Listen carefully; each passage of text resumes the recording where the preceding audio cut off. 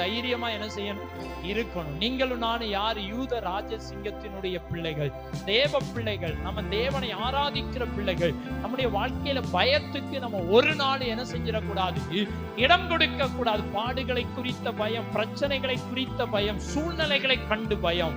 நீங்க வேதத்துல பாத்தீங்கன்னு சொன்னா, இயேசுவும் சீசர்களும் படகுல என்ன செய்யறாங்க, கடந்து போய்கொண்டிருக்கிறாங்க. கடந்து போய்கொண்டிருக்கும் போது காற்றையும் கடலையும் கண்டு என்ன செய்தாங்க, பயந்தார்கள். இன்னைக்கு நிறைய பேருடைய வாழ்க்கையில சூழ்நிலையை கண்டு என்ன செய்யறோம், பயப்படுகிறோம். சுற்றிலும் நடக்கிற காரியத்தை பார்க்கிறோம், பக்கத்துல நடக்கிற காரியத்தை பார்க்கிறோம், பக்கத்து ஊர்ல நடக்கிறது, பக்கத்து வீட்டுல நடக்கிறது, பக்கத்து தெருவுல நடக்கிற இப்படி பல காரியங்களை கண்டு நம்ம என்ன செய்து கொண்டிருக்கிறோம், பயந்து கொண்டிருக்கிறோம். சூழ்நிலைகளை கண்டு பயப்படுகிறதான பயம்.